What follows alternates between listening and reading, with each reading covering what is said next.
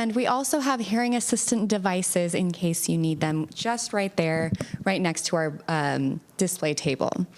All right, and I'm going to introduce our speaker today. He has an illustrious biography, so let's talk about it.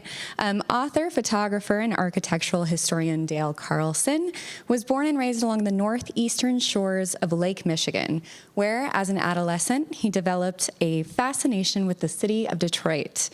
Mr. Carlson has studied art, journalism, and graphic design at 4 different Michigan universities and is about to actually complete his art history degree at Wayne State University.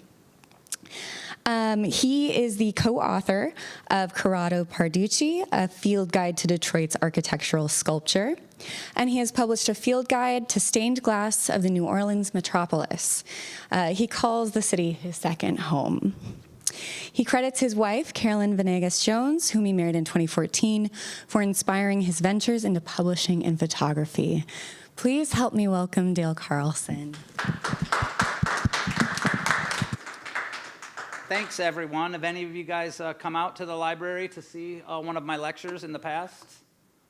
Not? Oh, you have. All right. Do you remember what it was?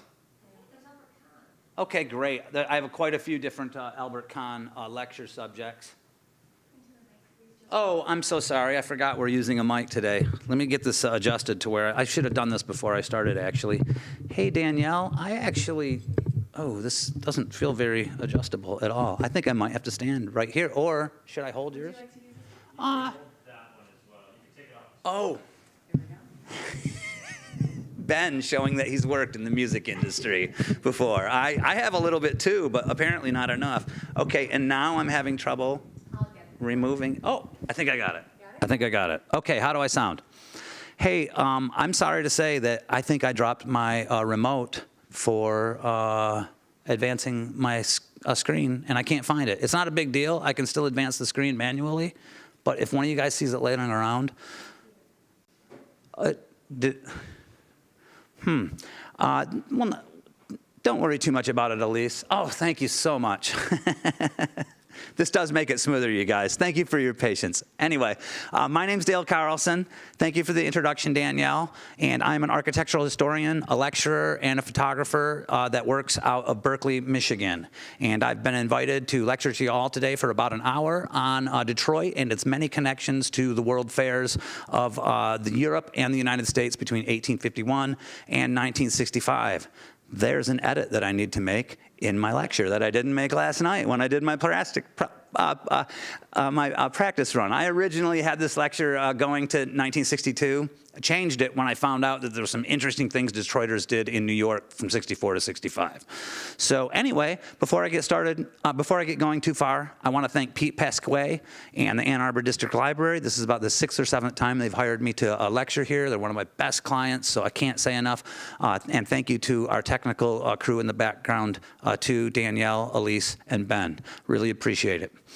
So I'm going to break down today's lecture, another edit I should have made, into 11 sections. The first is going to be a little bio of myself and how I attained my expertise in matters of Detroit and Michigan architectural history. We're going to look at the different research resources that I accessed to put this lecture together today. Not all of them, but quite a few of them. We're going to look at some early universal exhibition history. That's generally a phrase that's used to describe these kind of fairs that encompass everything that is loosely defined as a World's Fair. There's some borderline cases.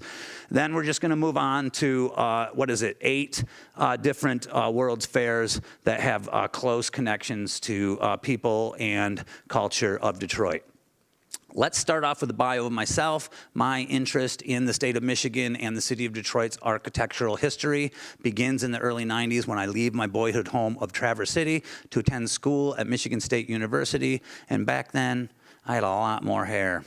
One of my favorite things to do back then was to drive to the city of Detroit pretty much every weekend to take in what was a really exciting and groundbreaking house and techno music scene. And as a bright-eyed youth, seeing the big city regularly for the first time in my life, I was really amazed by the size and scale of the structures I was seeing as compared to my modest boyhood home. And architectural history, it kind of became a hobby of mine for about 20 years. I started taking this a lot more seriously seriously in the early 2010s when I met a guy by the name of Einar E. Kavarin. He's Icelandic by descent, which accounts for his slightly uncommon name. And Einar is also an architectural historian working out of suburban Phoenix. But he lived in the Detroit area in the 60s, 70s, and 80s. And we met on an online forum about architectural history in Detroit. Found out we had a lot in common, started writing emails back and forth to each other about different subjects we were researching.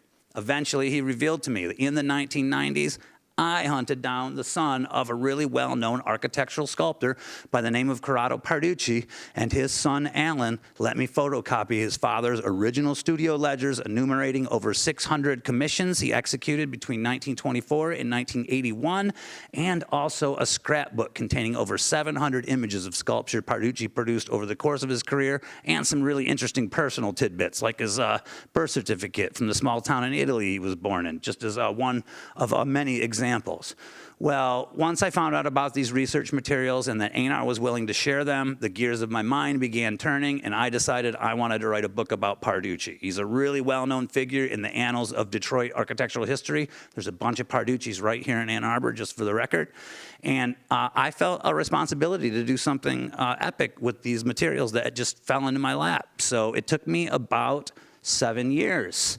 Started this project in 2013. There was a lot of bumps in the road along the way, but the biggest bump in the road was learning how to be a good architectural historian and how to write a book, because this was my first. And, you know, putting it together, it really taught me about finding the right local archives, the right local people, asking the right questions to really be able to back up what I present as factual in the pages of the book. So not only did it teach me to be a good architectural historian, it was also so inspiring that I followed it up in the next 2 years with 2 more books, one about stained glass in the New Orleans metropolis, and one about the extant structures of Albert Kahn in the metro area. There's probably about 10 to 20 right here in Ann Arbor, in case you guys were not aware. So that gives you some idea of how I attained my expertise. Let's now move on to, oh, if you like what you hear today, I put this in. This is the first time I'm using this frame because I keep forgetting to tell people to sign up for my email registry. I do 3 different email series about architectural history in Metro Detroit and Michigan, and I also keep people informed of where I'll be lecturing in the future. So if you enjoy what you hear today, I would love for you to leave your email addresses. I actually haven't pulled the pad out, but it will be out at the end of the lecture. So hopefully a few of you are interested in signing up. So let's talk about the research resources that I accessed for today's lecture. And we're going to start off with newspaper archives. Definitely my favorite way to discover American history. It really depends on what subject you're studying, though, because newspapers can go anywhere from not slanted at all to totally slanted. And sometimes as a historian, you have to sort that kind of a bias out. But in architectural history, not usually as big an issue as we have in, like, say, you know, politics, for example. So I draw from all kinds of different newspapers. I constantly have my nose buried in old issues, and usually Detroit issues, but since we're going outside the city here, we're going to look at quite a few outside of Detroit as well. These are the 2 best websites you're going to find online for large daily newspaper archives. And, you know, don't get hooked, because you'll be in them all the time if you do. Also, there's a great website called hatthetrust.org that specializes in finding publications that have entered the public domain, meaning usually that they're over a century old. And you don't really have to worry about copyright issues in reproducing them. And they just have thousands and thousands of publications from all over the world that fit that criteria. Sometimes they're not quite 100 years old, but that's when we get into some gray area as to whether it's public domain or not. But, you know, these guys have that stuff worked out inside out. And a lot of times stuff that's issued by a state agency, there's not a lot of copyright concern anyway, because it's made for the people technically. But these books are super, super informative. This one especially was amazing about the Columbian Exposition in Chicago in 1893. We're going to look at a bunch of stuff inside this book that is in much better condition than its cover would indicate. Also, we can look at contemporary history books. I actually brought a collection today. There's 4. All 4 of these are on the table here. And also, on top of those 4, I have a real guidebook from the 1933-1934 World's Fair in Chicago. That's what it is, yes, in Chicago. So you guys can feel free to take that out of the plastic if you promise me you'll take good care of it. I only spent $10 on it. But really great great information in every one of this books. This one by Stanley Applebaum about the 1893 World's Fair in Chicago, probably been my favorite. But we can see just by a really quick glance that Stanley Applebaum, he's a recognized expert in this field. But great stuff in both the other books too, and pretty much any big World's Fair that occurred in the United States in the 20th century, you're going to be able to find a book about it. All right, so let's talk about early Universal Exhibition history and how World's Fairs got started. It's really kind of an offshoot of the Industrial Revolution that starts in the late 18th century, 1780s, 1790s, and a lot of European nations, they are able to mass produce a larger number of products. They're seeking new markets to sell their mass-produced stuff in, because mass production, it really hasn't been done before this. And they're kind of like conventions of today. It's really industry showing off new products and trying to open new markets. And there's a lot of different events that contend for the title of First World Fair. What is generally the consensus among scholars and historians is the Great Exhibition in London's Hyde Park in 1851, also known as the Crystal Palace Exhibition. But these all preceded it. This one right here in Prague in 1791, it actually gets into the argument of what is the first. But I tend to agree with the experts on this, even though these fairs, and there's a lot of them, set a lot of precedents of what we should expect in these kind of international exhibitions. The Parisians obviously are the most intensely devoted to it as a tradition, and they set a lot of the early precedents, probably one of the most important being that we create new architecture in new buildings. This example in Prague, however, is not one of those examples. This is a building that existed before the World's Fair of 1791. It's a monastery. It still stands. It's a tourist site to this day. So if you memorize that name there, Clementium, and go Google it later, you're going to be able to find out a lot of information about it. But this is more representative of what happens in the early years. Exhibition grounds, usually with a big open area, a main exhibition hall. A lot of times the architecture is influenced by neoclassical or other important European architectural orders. And it usually, in Paris especially, it almost always goes this way with new buildings. There's one notable exception, though. In 1801, their industry exhibition of that year, they had right at the Louvre. You guys might recognize the building, because I bet a bunch of people in this room have. Who's been to the Louvre by a raise of hands? Kind of. I'm going to give myself a kind of too, because I photographed it from the outside, but I didn't actually go in. Okay, got you. Well, then you probably realize that there's a glass pyramid right about here now. So anyway, that's the Louvre in Paris. Here is Paris 1834, and this is definitely an example of creating somewhat neoclassical architecture. But a lot of times these buildings, they're intended to be temporary. They know they're going to be tearing them down in the next couple years. So a lot of times all the attention is given to the facade, and a warehouse is basically just glued to the back end of it. So we look all great staring at it from the front, maybe not so impressive from the back side, as you see in a lot of large downtown buildings in the United States these days.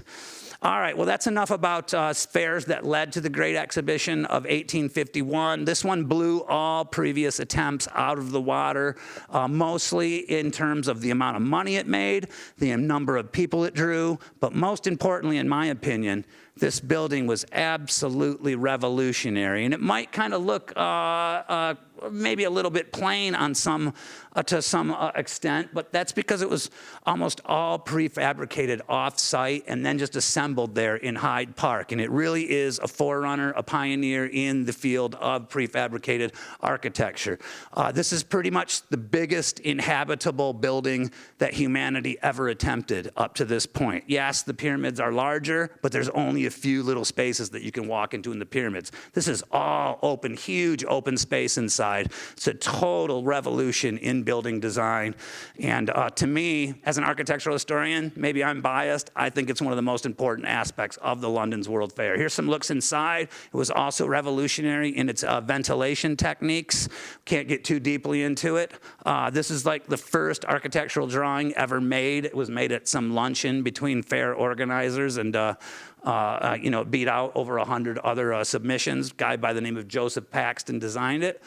And the Crystal Palace, it got so famous that it ended up bearing a lot of influence in what happened in architecture, especially World's Fair architecture in the years afterwards. One of the reasons it got so famous is after the fair in Hyde Park in 1851, 1852, it got dismantled and moved to Sydenham Hill, or Sydenham, I can't remember how it's pronounced, Sydenham Hill in London, in the neighborhood that's now known as Crystal Palace. If you follow European League soccer at all, you know there's a team called Crystal Palace.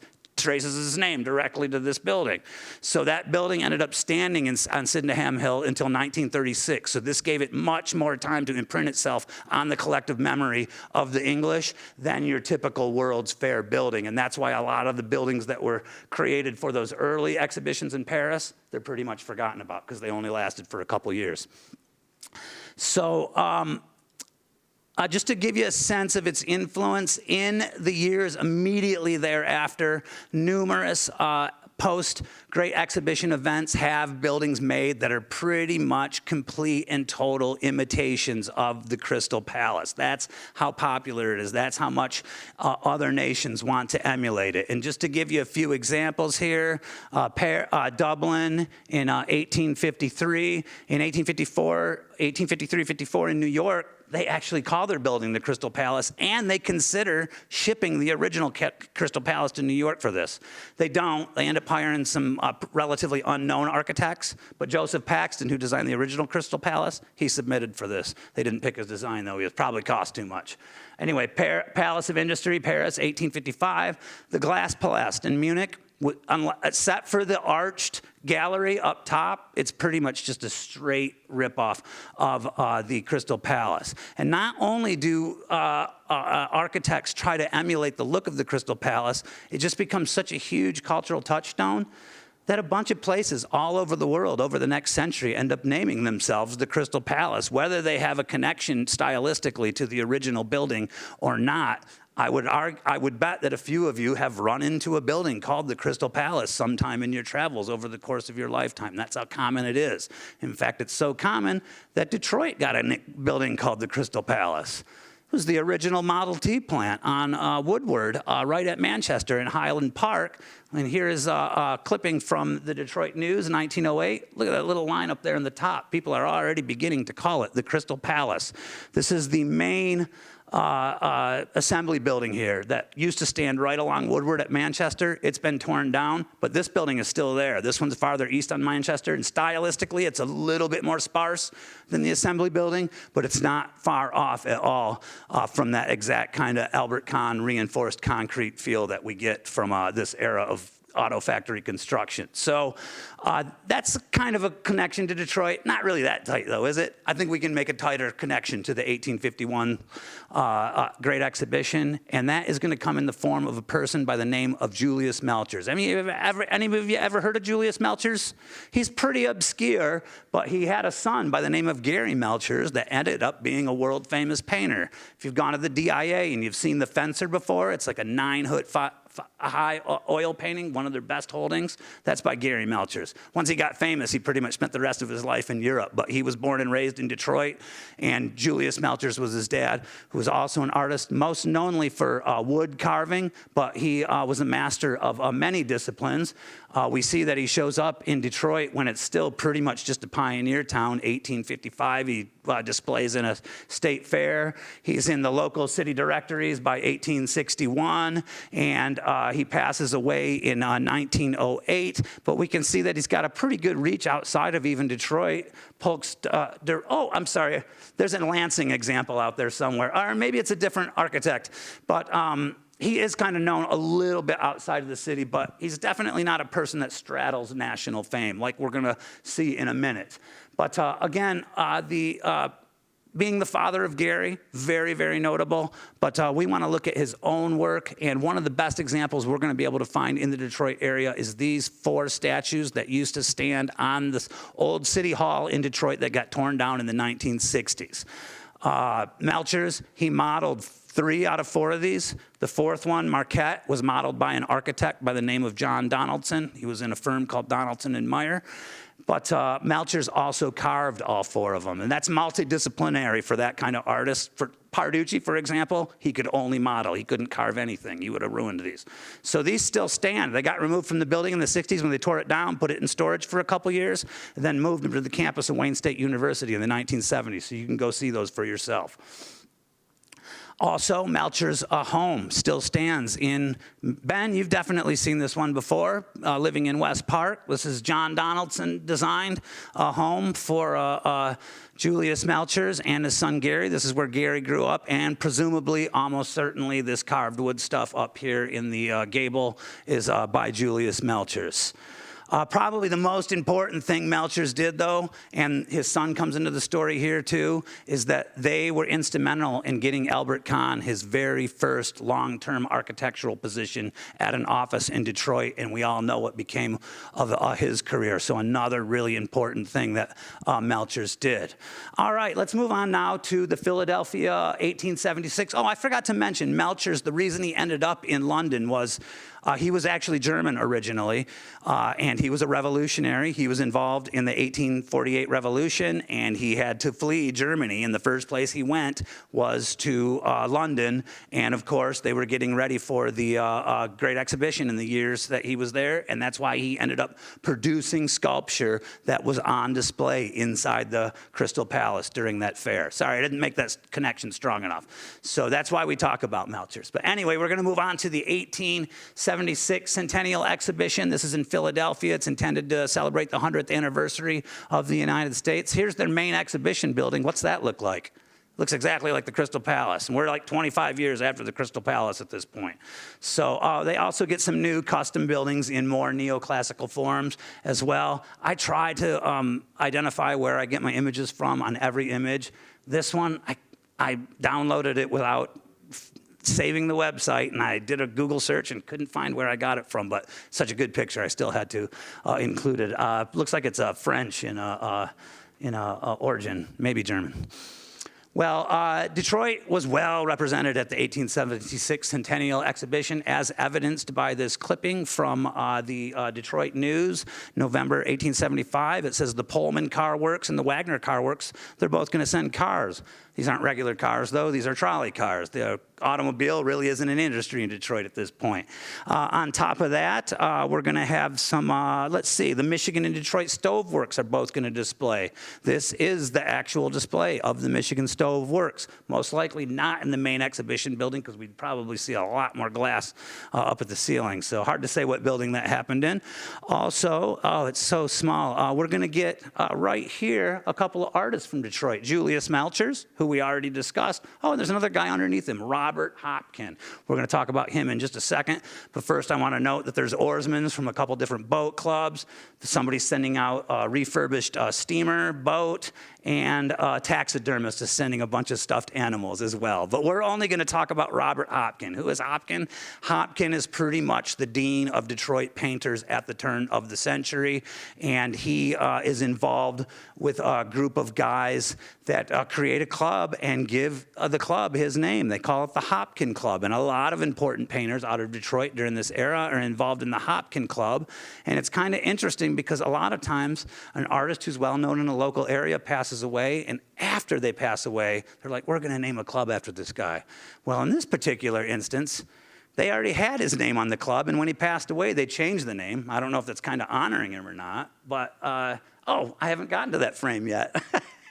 It's the Scarab Club. If anybody's ever heard of the Scarab Club in Detroit, the Hopkin Club was the forerunner of the Scarab Club. I'll get to that story in a second, though. I just want to let you know that he does have stature.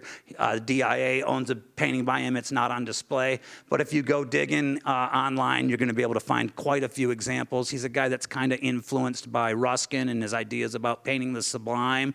So we see a lot of like stormy sea type paintings by him. He's known as a nautical painter specifically. So the Scarab Club, has anybody ever gone to the Scarab Club before? Okay, great. So you guys know it's just a phenomenal building. Hopkin is one of the earliest members, and again, they take on that name after Hopkin passes away. But, you can see right here when they talk about this new building in the 1928 Free Press article, Bohemian Group first rallied to call of Hopkin, early painter. So he is definitely one of the founding members.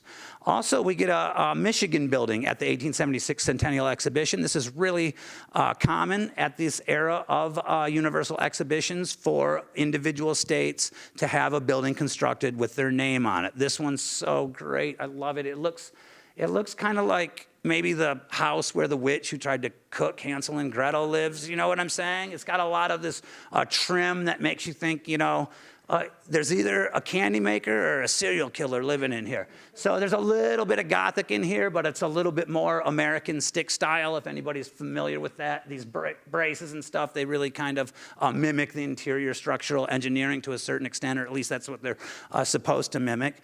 And this building, a couple more great shots of it here. There's plenty out there. This fair is very well archived. You can find a lot of references to it online. It is designed by a guy named Julius Hess. There's the Lansing Directory one that I thought I was on when we were talking about Melchers. But you can see stylistically, this is almost identical to that Melchers ad. Definitely somebody who worked at Polk's designed both of those ads, as far as I can tell. Julius Hess, he's an important architect that did a lot of work in Detroit that still stands. He lived from 1841 to 1899. If we go to Brush Park, just north of where the Tigers play, Comerica Park, we're going to see a couple great examples by him right there in Alfred Street, about 2 blocks north of where 75 crosses through north of downtown. An awesome, awesome shape, renovated in recent decades. Also, he was a prolific church designer. He partnered with a guy named Raceman for a few years. During that time, he designed 2nd Avenue Presbyterian. If you've ever driven 75 from the southwest up to Oakland County, you've driven right by this church and maybe noticed it. This one right here at Rosa Parks and Grand River, it's in really, really rough shape. It's actually at Trumbull and Grand River, and it's in danger of being torn down in the coming years, which hopefully doesn't happen, but you can only control things like that so much. Anybody ever noticed the GAR Memorial Hall downtown? GAR means Grand Army of the Republic. That's what the Union Army was called during the Civil War. Most people just refer to them as the Union or Northern Army these days. But Hess designed this building. He was going to be the construction superintendent. He died right before they started constructing it. So his old buddy, Richard E. Raceman, took over and served as construction superintendent. This building's been renovated in recent decades also and looks absolutely spectacular right now. So let's hope the business that's currently inhabiting it has some success. Hess was also involved in the design between 3 architects of EMU's old main building that got torn down in the middle of the 20th century. A few years back, they asked me to repair some old blueprints of that building that they had in their archives, which I was just like, yeah, as long as I can use them in my lectures and stuff, you go right ahead. So this is a repair I did to make it look perfect, which I'm really super proud of. I absolutely love this image. Here's what it originally looked like. The tower got built a few years later, but also from the EMU Archives collection there. If we look real closely at this floor plan right here, we're going to see Julius Hess, Mendelssohn, and Mortimer L. Smith, all unbelievably important people in Detroit history. Mendelssohn, he started his career out as an architect. He ended up becoming the treasurer of the Fisher Brothers Company and got wildly, wildly rich. Mortimer L. Smith, we're going to talk more about him in just a second. You're going to find out why he's so important. This building, again, torn down in the middle 20th century, but was essentially the main educating building for EMU for about half a century. Let's now move on to the Detroit International Exposition of 1889 to 1892. Not necessarily a World's Fair, but one step short. And this actually goes on for 4 seasons in those years. We can get a sense of how important the people throwing it are. Dexter M. Ferry Street in Detroit is named for him. James McMillan, he later served as a senator at the U.S. Capitol. So really important, really affluent people organizing this fair that is essentially happening because Detroit is growing super fast, has a ton of new products, wants to open up new markets, attract people from out of town to come see what we're making here in Detroit. They hire a guy by the name of Louis Camper to design most of the buildings for this festival. Here we have the main entrance gate, kind of rough because they're old newspaper articles, but still great that we have a visual record. The restaurant building, Come on, go forward. There we go. The main building. I think I missed one in there. Oh, yeah, right there. I don't know how I fast forwarded it. This is the offices of the event, and then the main building, which is the most grandiose. And because it's the most grandiose, we, of course, have better images out there to draw upon than just the newspaper clippings. This is a holding of the Burton Historical Collection of the Detroit Public Library. Absolutely gorgeous, temporary design, though, constructed mostly out of wood, believe it or not. And we've got a lot of great images to draw upon. This one comes from the postcard collection of a friend of mine, Dan Austin, who's one of Detroit's most important architectural historians. He let me use these for the purposes of this lecture, so thanks, Dan. Also in his collection, a really great image of the entire grounds. Notice it says River Rouge right here. So this is in the Zug Island, Delray part of Detroit. Where this fair happened, right where the River Rouge drains into the Detroit River, an area of the city that's been changed dramatically since then. Best image out there of the festival grounds, though, comes from Harper's Weekly, 1889, right before the fair is about to open. We can see that main entrance gate there. We can see that offices building there, and over there on the far side, we get the restaurant building, and then again, there's the main building. The main building, 100% designed by Camper. The others, not as well archived or proven, but I'm gonna say it's in the high 90% that he designed those as well. If you live in central Detroit and you don't have a way to get down to Zug Island, just walk to the end of the Griswold Street and get on a steamboat. They'll take you there. You can spend the whole day. They'll take you back later at night. It's not that different than what the Detroit Princess is doing these days. So let's talk just a little bit about Camper and understand why he's super significant to Detroit history. He was personal friends with the Book family. The Book family financed almost every skyscraper you see on Washington Boulevard. Book Cadillac Hotel, Book Tower, Book Building, the Lewis Camper Apartments building that had a different name originally. He was also a master of the French Chateauesque style, as evidenced by these extant structures. This one's right at the corner of Woodward and Kirby. It's a Wayne State University building now. And this one is in Indian Village on the first block of Iroquois. Also in the town I live in, Berkeley, this is probably one of our biggest architectural highlights. The entrance gates, these are about 20 feet high, these pillars. These are designed by Camper. And also a few years later, he did the Roseland Park Mausoleum, which was a really super influential mausoleum. And he is interred inside the museum right next to the Book family who financed all those buildings that we see on Washington Boulevard. This one has been recently renovated. If you get downtown, definitely step inside. It's amazing how awesome it's looking. That's a building that was fully vacant. It's set for the first and second floor for over a decade in the 90s and early 2000s. But Cadillac Hotel's in pretty great shape these days too. All right, let's now move on to the World's Columbian Exposition in Chicago, a much more influential fair that occurs in 1893. Probably, I'm gonna say, the most important World's Fair ever held in the United States, although there's a lot of debate and there's a lot of contention for that title.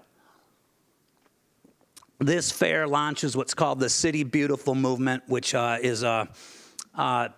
influences a lot of city leaders throughout the United States to create these planned areas based on neoclassical and European precedents in the center of their towns.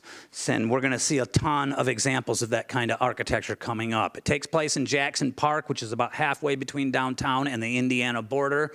And it is in the area where, oh, I'm sorry, that's a different fair coming up. I said enough about where the area is, but we learn a lot about this fair and what happened here by really closely examining this book and another one I have over here. If anyone cares to take a look at it afterwards, you wouldn't know it from this cover, but the interior of this book is phenomenal, and it shows that this festival's buildings are all created by a lot of the most important architects in the United States at this time. We get the, the Manufacturers and Liberal Arts Building by George B. Post, the Fine Arts Building by Charles B. Atwood. Francis M. Whitehouse does the Coral Building.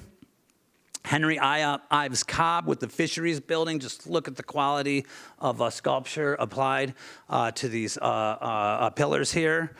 Peabody and Stearns with the colonnade. That's kind of a indoor-outdoor structure. McKim, Mead & White, one of the most important architectural firms in the United States. Albert Kahn's favorite architectural firm. They do the agriculture building. So just a phenomenal list of important American architects here. And on top of that, a few of the top architectural sculptors in the United States contribute extensively. Daniel Chester French, he modeled Lincoln at the Lincoln Memorial, just to give you an idea of his stature. This guy, Saint Gaudens, he did the sculpture of the the Civil War unit that is depicted in the film Glory that you see just outside the Massachusetts State House. That's by Saint Gaudens. So that gives you an idea of how important these guys are to decorating American buildings in this era. What are some tight Detroit connections we can find? Well, the national organizer is a guy by the name of Thomas Willard L. Palmer. He is who Palmer Park in Detroit is named for. He donated all that land. He was a former senator that served for one term. And it's important that we remember he's the president of the National Commission, which means he's organizing most of the contributors from outside of Chicago. The president of the larger event in general, he's a more important figure. So that kind of overstates his stature, but it's still a really important job, just not as important as the main organizers of the festival. Palmer, he also serves as the ambassador to Spain for a couple years, and if you've ever been to the log cabin in Palmer Park, it was actually designed and built for Palmer, built in 1895 when this area of Detroit was still considered out in the country.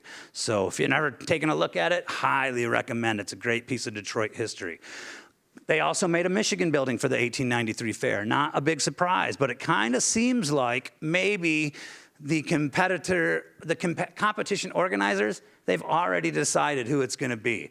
Can't say for sure, but that is the conclusion I come to, looking at the fact that Eliza E. Myers, the architect of our state capital, and Texas and Colorado, he gets to give one submission. Mason and Rice, they get to give two submissions, but Mortimer L. Smith and Son, they get to give 3 submissions. So it kind of makes you think, oh, they're going to win this, right? Of course. Mortimer L. Smith and Son win it. And this is the Michigan building, of which there are many photographs that you can find out there. Here's a, what do they call these? I can't remember, but this is kind of like a ViewMaster that's supposed to give you a 3D image when you look at it through a certain machine. I can't remember what they call these kind of photographs. But why is Mortimer Smith so important, and why have I brought him up a few times? Well, Mortimer Smith, first of all, was a painter, just like Hopkin. In fact, he was friends with Hopkin, and he was involved in the Scarab Club, too. And the DIA actually owns paintings by Mortimer L. Smith, too. And Mortimer, he considered leaving architecture a few times over the course of his career to devote all of his time to painting. But probably as a matter of practicality, he stuck with architecture. And thankfully, he did, because, here's the one that he is owned by the DIA, not usually on display, but he was a specialist in winter landscapes, so he's got quite a few paintings that show winter landscapes. But again, why is he so important? Well, the quality of the buildings is important, of course. He's got a lot still standing in Detroit. But it's his son. Oh, I'm sorry, this is one of his best, actually. This one building was about to fall over about 15, 20 years ago, and it got one of the best facelifts that we've ever seen on any Richardsonian Romanesque structure in Detroit. But this is the reason that Mortimer's so important. This little guy right here, his name's Fred Smith, and he's one of the founding partners of a firm called Smith, Hinchman & Grills, which is the second most important architectural firm in Detroit's history, just a micron below Kahn in terms of its influence. And Smith, Hinchman & Grills, they go on to design just a ton of the most important buildings in Detroit's history. They are the architects of record, for example, of the Guardian building, although an individual designer in their offices designed that. But same goes for the Penobscot building, the Buell building, a bunch of buildings around the Capitol in Lansing. The list just goes on and on. I don't think I included any examples here, but give them a look. Look them up online, Smith, Hinchman & Grills. You'll find that they have contributed amazingly to Detroit history. They even have a building on the North Campus and Central Campus in the Diag. So let's move on now to a guy by the name of William LeBaron Jenney. Anybody heard of Jenney? No, well, it's too bad. And the reason I bring him up is because he should be much more famous and much more well-known than he is. And why is that? Well, it's not just because he designed for the world's Columbian Exposition, an amazing building, the horticultural building. But Jenny, he is pretty much universally recognized as the inventor of the American skyscraper. And this is a huge argument. There's a lot of people in this argument, but he's usually number one on the list. And this building right here is the number one building cited as America's first skyscraper, not surprisingly, in Chicago. So that's wildly, wildly influential. But on top of that, on top of being known for creating the first skyscraper, look at the guys who trained in his office. Daniel H. Burnham, he's pretty much the ringleader of the architecture at the 1893 Exposition. He's the guy that pretty much invents the City Beautiful movement. William Halliburton Roche, just unbelievably important guys in the development of the early skyscraper, but even more important, Louis H. Sullivan. He's on almost any architectural historian's top 5 list of most important architects in American history. And then this guy, Irving K. Pond, just as an example, he formed a partnership with his brother, and they designed the Michigan Union and what's the corresponding women's building? The Michigan League as well. So that just gives you an idea of the kind of people that he's training, in addition to being often credited as the inventor of the skyscraper. But that's not all, folks. This guy went to school in Paris at the École Centrale. He was classmates with Gustave Eiffel, who designed the Eiffel Tower. Eiffel was one class ahead of him. After he got out of that school, he joined the Union Army at the beginning of the Civil War, and he was under the direct command at different times of William Tecumseh Sherman and Ulysses S. Grant. He created ramparts and bridges for the Northern Army that were essential to victory in a few Southern battles. And then after the war got over, he founded an architectural firm in Chicago in the 1870s. And during the 1870s and 1880s, there were a couple years where he commuted by train from Ann Arbor to Chicago while serving as one of the university's very first architectural professors. So that's the Michigan connection, and that's why there are still a couple remnants of Jenny right here in Ann Arbor. This one's been torn down. This used to stand right about where the modern wing of the U of M Museum, Art Museum now stands, right across from the Union. Kind of like Angel Hall would be over here, but the building that used to be there has been torn down a long time. This went up in the 1880s, demolished in 1958, known originally as a natural history museum, but eventually became the Romance Languages building. Anybody ever noticed this building when they're going to get a slice at NYPD? This is probably my favorite building in Ann Arbor. I'm not going to say that. Actually, Law Quad's probably my favorite, but it's right up there. It's in my top 5. And this building was vacant for a lot of the 70s and 80s. So it's amazing that it's in good enough shape now that it's inhabited by the Michigan Christian Study Center. Let's hope they stay in it, and this building gets many more years of use. And all its original stained glass survives, and it's all intact. I even have a nice little print over here of one of those windows. It was the Delta Kappa Epsilon, a fraternity that no longer exists at U of M, but was so affluent that they were able to have a frat house and an adjunct facility for their activities. And that was known as the Delta Kappa Epsilon Shant at 611.5 East William Street. Just an amazing building. In Detroit, Jenny, this is a building that's been torn down. He designed a home for J. Harrington Walker. Why is Walker well known? He's the son of Hiram Walker, the famous whiskey distiller, whose career was based mostly out of Windsor, right across the river. Made a ton of money during Prohibition, not at all surprisingly. And if we go up to the town of Manistee in northern Michigan, we're going to find an amazing first congregational church designed by Jenny. During a period, he was partnered with a guy named Otis. Otis has got a building on the campus of the University of Michigan because Jenny kind of established a connection between Ann Arbor and Chicago in his formative years when he was helping birth the architecture department at U of M. We step inside the church, we're going to find an amazing collection of windows that includes 2 Tiffany's, probably the most awesome windows here. But for the purposes of our lecture, this one maybe is just a little bit more interesting.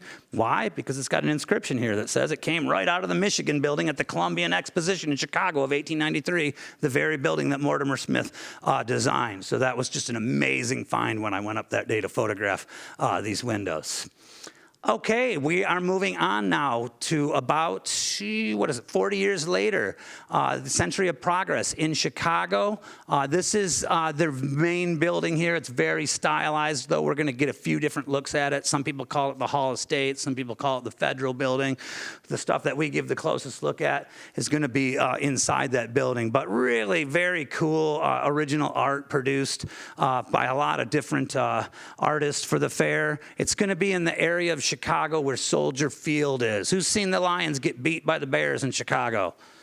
I'm the only one, huh? All right, well, it was a horrible, horrible experience, but here's Soldier Field right here, and the geography of this area is roughly similar to what we see today. Here's an aerial view taken from an old issue of the Tribune, and again, Soldier Field just sneaking in there on the right. I can't believe nobody's seen the Lions get beat in Chicago like I have. What, the Stones? You saw the Stones there? Okay, that's cool. All right, good deal. So for this fair, Albert Kahn designs pavilions for both General Motors and Ford. Ford actually does not participate in 1933, but they realize they've made a mistake and they rush a building for 34. Here is the interior of that building. Very, very Kahn-esque up at the top. That's what the interior of a lot of his engineering's buildings look like that. And there's actually a day here at the fair. I got to add this clipping to the lecture because there's a day where Henry and Edsel show up unannounced at the fair and just walk around as if they're average everyday citizens checking it out. And that's a pretty cool incident. So let's take another look at the building during its construction. What's this little superstructure we see back there, that framework? Has anybody ever been to the Rotunda in Dearborn? Well, that's the Rotunda. It started out at the World's Fair in Chicago. After the World's Fair, they dismantled it and brought it to Dearborn and parked it on Schaefer Road where it stood for about 30 more years and then burned down in 1962. Really, really famous building that has a lot of images out there. These show as it presented in Chicago in the 30s. And here is a clipping from the Tribune that tells us all about how it's going to be moved to Dearborn. And here's a great photo by one of my friend's deceased uncles. Lance Rosal loaned this to me for the purposes of this lecture because his uncle shot this in the late 50s before it burnt down. And back then, night photography was a lot tougher than it is now. So really great 50s image by one of my buddy's uncles. And just to give you guys an idea of anybody who doesn't know about Albert Kahn and why he's famous, these buildings kind of, wrap up his stature. In terms of commercial, he's really more famous for factories than anything.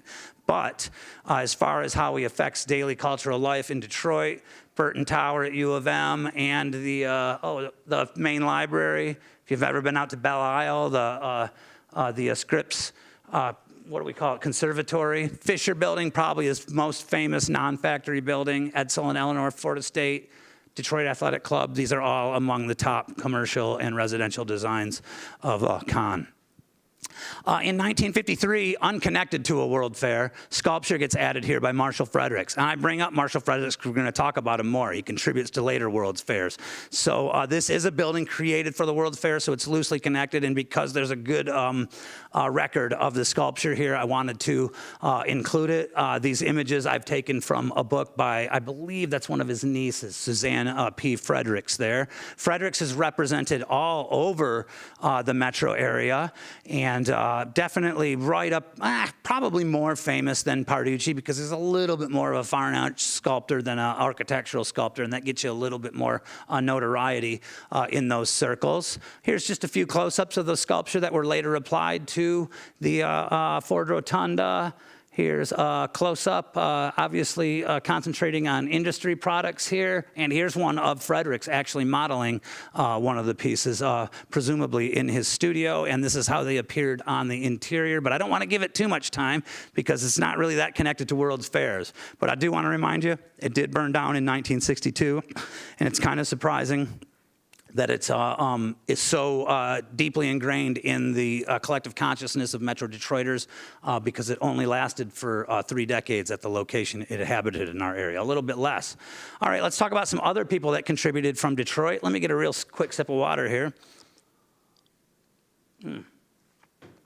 Thank you. We look closely at this article here. We're going to see that quite a few Detroit painters have contributed to the Michigan Pavilion inside the federal building.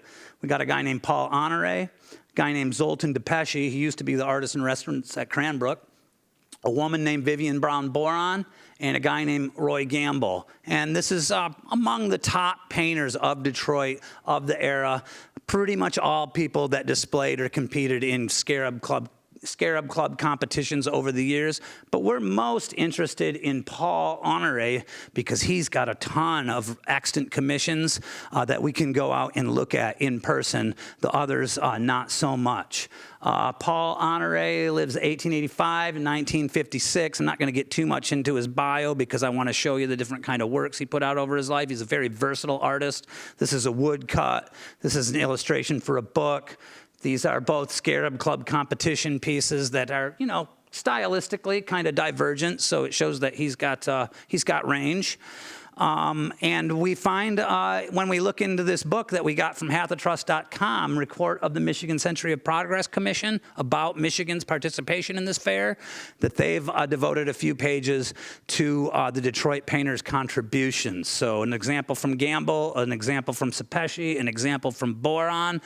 And not surprisingly, they celebrate pioneer era Michigan history, maybe a little bit whitewashed. That kind of happens a little bit in these kind of public displays. But, you know, obviously, technique-wise, they're very skilled people, as is Honoré, who creates a mural devoted to the industries of Michigan. So those are really great. Unfortunately, we don't get to see them in color. But if we go out looking for other Paul Honorés in Detroit and Michigan, we are going to be very pleasantly surprised. First, I want to point out, these are those three towers you saw in the first image. This is the Federal Pavilion. Some people called it the Federal Building. Some people called it the Hall of States. It had like 3 or 4 different names. Somewhere in that building was the Michigan Pavilion. I can't tell you exactly where, though. A little bit more digging, I might be able to figure it out. Let's look at some other Paul Honoré works. Has anybody ever stepped inside the Clara Bryant Ford branch of the Detroit Public Library in Dearborn? No one. All right, we'll do it sometime because you're going to find 2 amazing murals by Honoré from 1921 that are in amazing shape. Aspiration to knowledge and application of knowledge. And here is the building that these are housed within. They're right inside these 2 white double doors here. And this photo was taken by Lance Russell, the nephew of the guy who took the Ford Rotunda picture that we saw earlier. Thank you, Lance, for donating this image to my uses of my lecture. If we go into the Scarab Club building, we are going to find a Paul Honoré over the mantle in the fireplace in their 2nd floor. This is called the Scarab family tree, not surprisingly. And Honoré was very closely connected with Scarab Club activities for most of his professional painting life.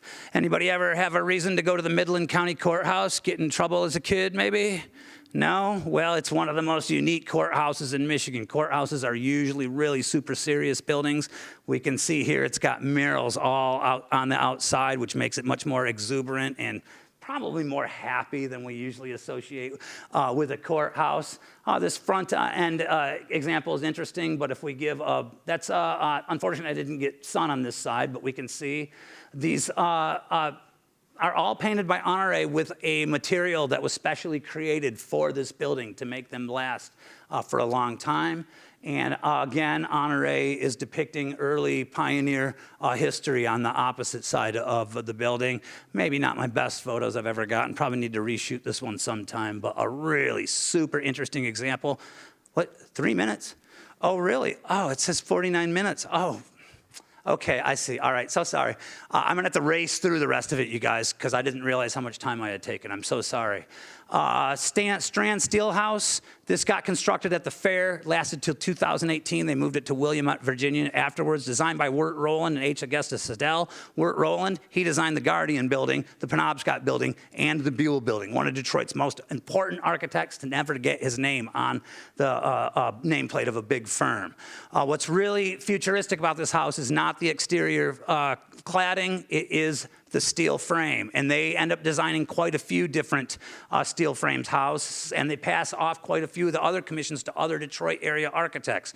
So here's a steel frame one by Odell and Rowland that still stands in Detroit.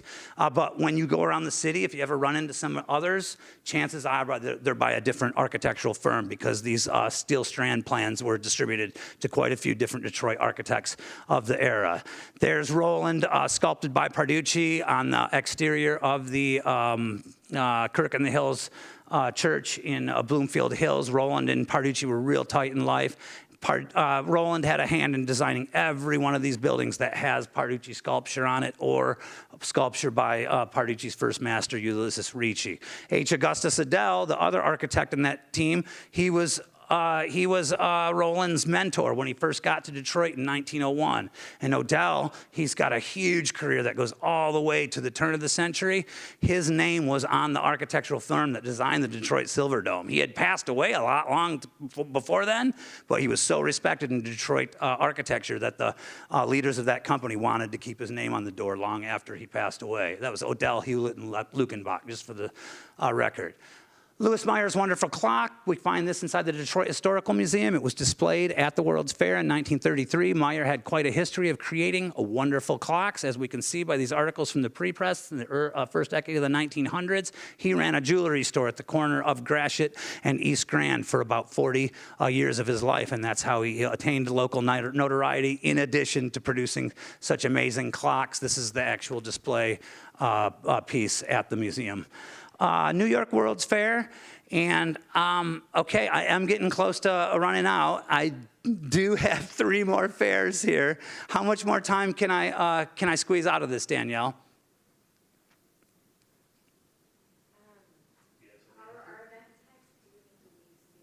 Okay.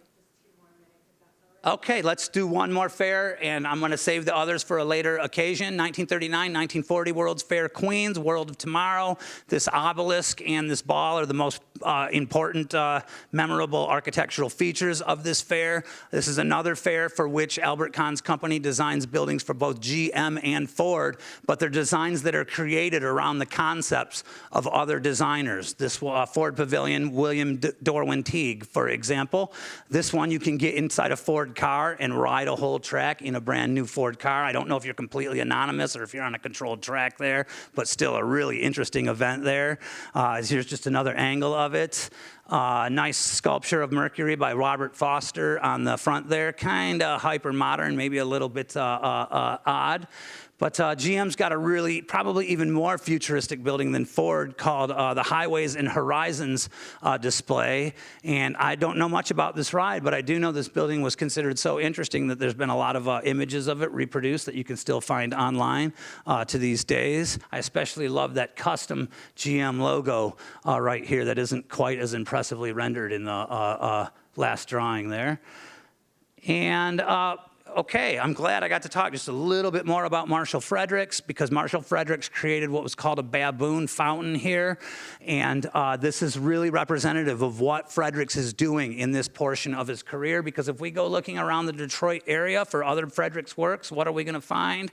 A bunch more primates. In fact, these two on the upper left and the upper right, they're on a building in Ann Arbor, right on State Street, the old LS&A building.